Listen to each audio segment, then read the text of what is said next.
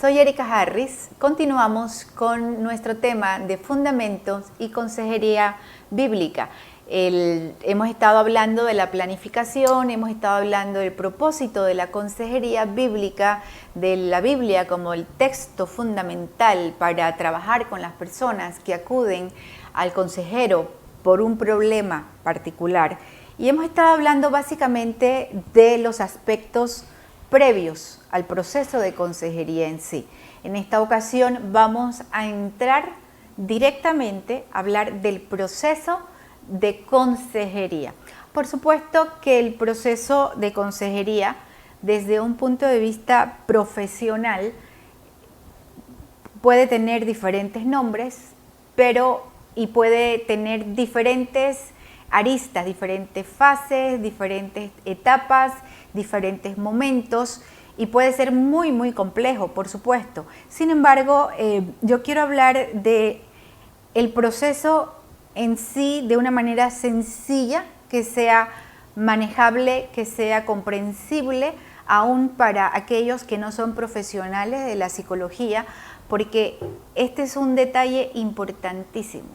El consejero cristiano, a menos que sea psicólogo, la consejera, a menos que sea psicóloga, a menos que sea un terapeuta profesional o psiquiatra profesional, debe comprender que no está brindando no va a brindar una terapia psicológica, ni va a fundamentar, ni va a hacer pensar al aconsejado que está haciendo una terapia psicológica, porque esto puede ser muy delicado. Aparte de la ética que se debe tener por el aspecto profesional, también es importante recordar que uno no puede presentarse como psicólogo o que está haciendo una terapia psicológica si uno no es psicólogo. Uno tiene que presentarse como el consejero o la consejera de la iglesia, como parte del ministerio de la iglesia, y que la iglesia provee a los miembros de la congregación, a las personas que llegan a la congregación buscando ayuda. Y por eso uno tiene que tener bien claro, nosotros no estamos haciendo terapia psicológica, no podemos decirle a la persona que estamos haciendo con ella un proceso de terapia, sino que estamos entrando en un proceso de consejería, y que no es un consejo profesional desde el punto de vista psicológico, sino que estamos nosotros dando un consejo, sí, profesional, desde el punto de vista bíblico. El proceso, entonces, habíamos mencionado, pero les recuerdo que el proceso de consejería es diferente a una cita o una sesión de consejería que se da en una sola sesión, sentado con alguien, conversando con alguien que tiene un problema, y que se da un consejo único de momento para una situación que usualmente es de solución rápida. Estamos hablando más bien del proceso de consejería como que conlleva diferentes sesiones, varias sesiones que tienen que ver con el tiempo que se invierte para sentarse con alguien en diferentes momentos, y que tiene como fundamento, por un lado, la palabra de Dios, tiene como fundamento que hay una planificación, una preparación acerca de cómo se va a dar este proceso de consejería, y que también utiliza como método principal la narrativa. ¿A qué nos referimos? El uso de la conversación como el método del proceso en sí. Tiene que ver con la verbalización, con que la persona con el problema habla de su problema o escribe su problema. Tiene que ver con que el consejero escucha a la persona y también retroalimenta o da el consejo de forma oral, verbal. No estamos hablando del uso de técnicas que involucren ni hipnosis, por supuesto, ni que involucren la aplicación de ningún tipo de prueba psicológica. Esto es muy importante, y mucho menos estamos hablando de la prescripción o la receta de algún tipo de medicamento. Los seres humanos somos muy dados a compartir recetas de todo tipo. Decimos a la gente, me duele la cabeza, le decimos, tómate tal medicamento, que es el que yo tomo. O tengo tal problema de respiración, le decimos, tómate un té, a veces los tés son muy buenos, ¿verdad? Decimos, hazte un té de tal árbol y la hoja y te sirve. Y médicamente no se debe hacer, porque uno no debe compartir la medicación que uno recibió, porque puede ser contraproducente. Y por otro lado, no somos médicos, nosotros no podemos recetar ningún tipo de medicación. He escuchado personas que le dicen a otros, bueno, mira, hay una pastilla muy buena para dormir que se llama tal, y esto es muy delicado. Entonces, el proceso de consejería involucra entonces la verbalización, la conversación como medio de comunicación del problema, y tiene que ver entonces con la respuesta que da el consejero, que también es verbal, también es oral, y recordemos, está fundamentada en la palabra de Dios, está fundamentada en las experiencias de vida, está fundamentada en los presupuestos básicos acerca de la vida en general y la solución de problemas, la sabiduría que se aprende también acerca del comportamiento humano, de los problemas que tienen las personas, de cómo ayudar a las personas en crisis, a las personas en momentos de transición de vida, a los padres con los hijos, y esto sí es parte del proceso de la consejería. ¿Qué incluye el proceso de consejería? En primer lugar, estamos hablando de la entrevista. La entrevista es la herramienta principal del proceso de consejería. Cuando digo entrevista, me refiero a esa, muchas veces puede ser 1, 2 o hasta 3 sesiones que se consideran entrevistas. Estamos hablando de que la entrevista es ese primer contacto que se tiene con la persona, y en la entrevista básicamente el consejero va a colectar o a recopilar información de la persona, sus datos vitales, va a escuchar por primera vez cuál es el problema de la persona, y por eso decimos que es la herramienta principal del inicio del proceso de consejería, porque es en esta entrevista o entrevistas iniciales cuando se puede decidir o se debe decidir el plan a seguir en el proceso de consejería. Ahora bien, decíamos en alguna ocasión que la primera entrevista suele darse por iniciativa del aconsejado, de la persona que viene a buscar ayuda. Viene por un problema específico, quiere hablar con su pastor, a veces el pastor es el que hace el primer contacto.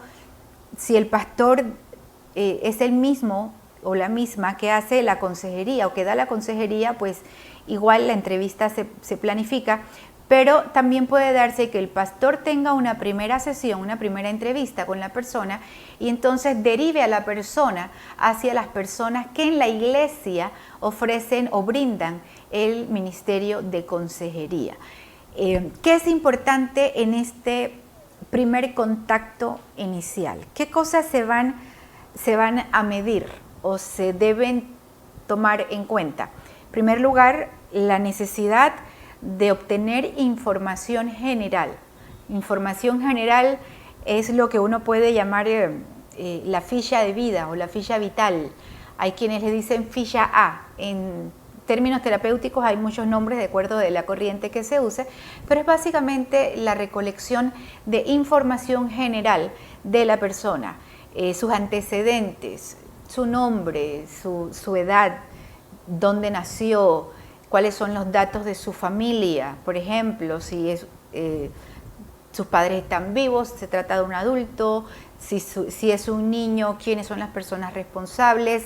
Vamos a hablar un poco en alguna sesión, en alguna videocharla acerca de la consejería con niños, porque es un proceso completamente diferente. Los datos acerca del problema, cuál es el motivo de la consulta, por qué la persona está buscando ayuda, qué quiere resolver.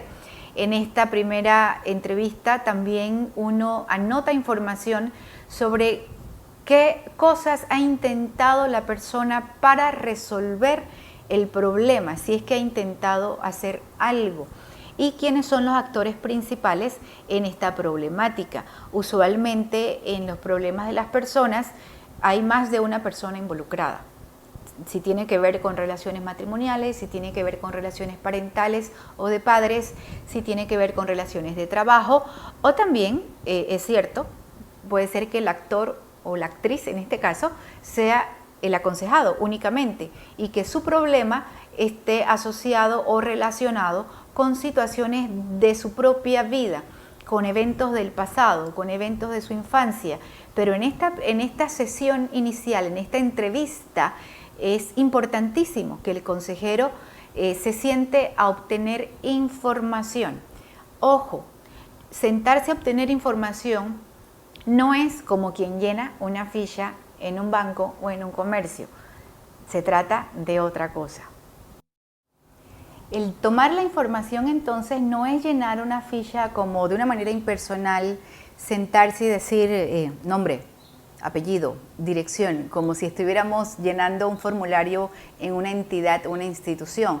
Eso sería muy impersonal, mataría el momento. Recordemos que cuando una persona se acerca a buscar ayuda, a buscar consejo, usualmente puede haber algún grado de descontento, puede haber algún grado de timidez, a las personas les cuesta hablar del problema, aunque sea la persona conocida, aunque conozcan al pastor, conozcan a la consejera, consejero, les puede costar, porque recordemos que es sentarse con alguien a hablar de un problema personal.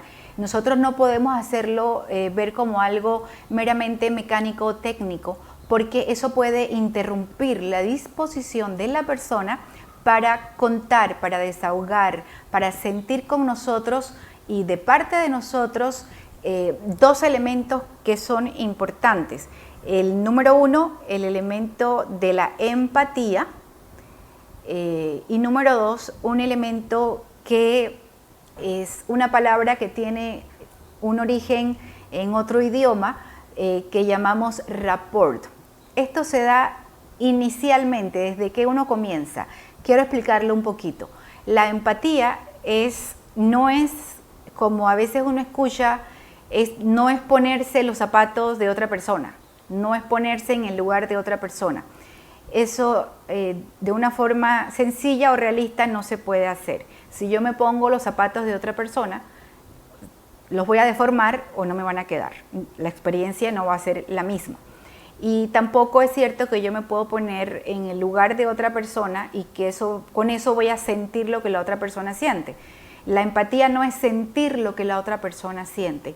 La empatía, que significa entre afectos, la palabra en sí, tiene que ver con el tratar de identificar los sentimientos de la persona, tratar de identificar lo que la persona siente y demostrarle a la persona o hacerle ver a la persona que estoy tratando de identificarme con ella, ¿sí? Eso es ser empático.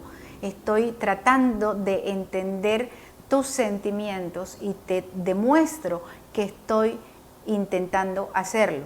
En segundo lugar, otro elemento importante de este contacto inicial en la entrevista tiene que ver con el rapport. La palabra rapport significa sintonía, de una manera sencilla. Tiene un significado más complicado, pero simplemente significa ese momento de la comunicación en que las personas pueden identificarse mutuamente porque sienten que están en sintonía, que se parecen en algo, que son similares, que tienen formas de ver la vida parecidas.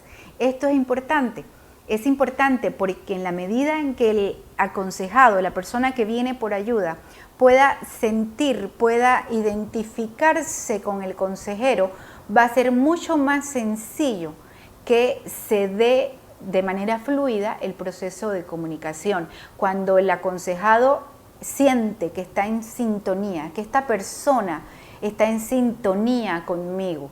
Si la persona viene a una entrevista y cuando viene conmigo, que que pasa en lo que uno ve en las calles, o no sé si han visto familias que están comiendo y están todos comiendo y cada uno tiene su teléfono en mano y cada quien está haciendo algo con el teléfono. Uno de los males de nuestra época, el poder concentrarse más en el teléfono que en las personas. Si viene una persona con un problema y está buscando ayuda y el consejero está pendiente de la computadora, del teléfono, está pendiente simplemente de tomar nota de lo que la persona le dice, pero no establece un contacto que sea cálido, que sea humano, que pueda demostrar que estoy enfocando mi atención en ti, no se va a establecer este rapport. La persona no va a sentir que hay sintonía con el consejero y se va a ir o no va a regresar. Esto pasa inclusive muchísimo con terapeutas profesionales. Las personas pueden no sentir rapport y van a una primera sesión y no regresan. Y cuando intentan explicar por qué cambiaron, por qué no regresaron, es muy difícil. Dicen cosas como: es que no sentí, hubo algo ahí de que no sentí, no se conectaba, no hicimos clic. Esto se llama rapport y por eso es la disposición, la actitud del consejero previo al proceso en sí, lo que ayuda también a que él pueda desarrollar su habilidad de mantenerse comunicado, de establecer rapport, de ponerse en sintonía con la persona que viene a consulta. También en ese contacto inicial, uno de los objetivos primordiales o más básicos del proceso de consejería en sí es la reducción de la perturbación emocional. ¿A qué me refiero? Las personas pueden llegar al momento de la consejería y pueden estar muy ansiosos, pueden estar muy temerosos, pueden venir muy frustrados porque el problema los ha rebasado, piensan que no hay solución y la persona puede incluso sentir que no tiene la capacidad de expresar qué es lo que está aconteciendo. Las palabras se le confunden, la persona puede estar muy aprensivo si ha tenido problemas en el pasado, si ha intentado en otras consejerías o buscar ayuda en otros lugares y no ha encontrado una buena respuesta. La persona puede, sí, quiere ayuda, tiene una necesidad, tiene un problema, pero al mismo tiempo puede venir aprensivo, puede estar, viene predispuesta a: ¿será cierto que me van a ayudar? Puede ser que esté alguien en una crisis inclusive de llanto, que ni siquiera puede hablar porque está muy angustiado en el momento de expresar el problema. En esa primera entrevista, más que dedicarnos con una persona a la que vemos en esa condición, no podemos simplemente sentarnos con un papel y una hoja a decir: bueno, vamos a tomar apuntes, dame tu nombre, y la persona desecha en llanto. No, es importante enfocarnos a disminuir la perturbación emocional que tiene la persona, a lograr que la persona llegue a un punto de equilibrio emocional en ese momento para que pueda comunicarse, porque recordemos, el proceso de consejería tiene que ver con comunicación, y si la persona no puede comunicar lo que está sintiendo, lo que está viviendo, entonces no se puede dar un proceso. A veces en el entorno del momento, en esta primera sesión, lo que se reduce el consejero a hacer es básicamente acompañar a la persona en su desahogo emocional. Se reduce a tratar de demostrar empatía y establecer rapport, y también se reduce a que a veces lo único que podemos hacer en esa primera entrevista es orar con la persona, para que a través de la oración y del momento espiritual la persona pueda reducir su ansiedad, pueda sentir una liberación de carga emocional o espiritual, y así entonces esté apta o esté en la capacidad de iniciar un proceso de consejería y de hablar de lo que realmente le está sucediendo. Entonces, el proceso de consejería contiene Una entrevista inicial, que es la primera entrevista en la que nosotros establecemos el contacto por primera vez con la persona o con el problema de la persona, el problema que la persona trae para consultar.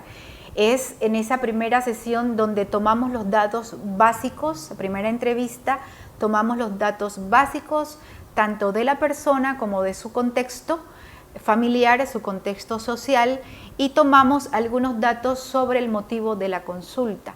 Esas entrevistas, que pueden ser una o dos, las iniciales, son esos momentos que nos van a permitir establecer rapport con la persona o entrar en sintonía con ella.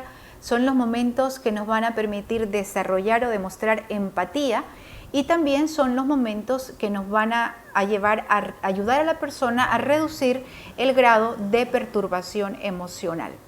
El proceso de consejería entonces también incluye establecer el plan de trabajo.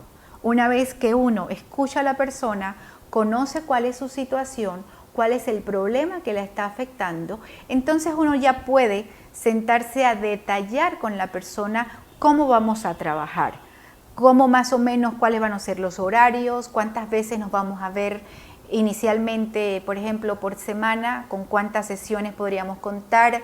Se trata de, en esos tiempos, establecer objetivos claros para ese proceso y ese problema en sí. Si la persona tiene un problema con los hijos, nuestros objetivos no van a ser cómo ayudarle a planificar su retiro o su jubilación. Los objetivos van a tener que ver con ese problema con los hijos. Entonces, es un momento en el que el proceso en sí sigue con el establecimiento del plan de trabajo, de compromiso, de cómo vamos a hacer, y que entonces se pueda uno ya dedicar a trabajar en el problema en sí con la palabra de Dios. Eso es parte del proceso de consejería bíblica.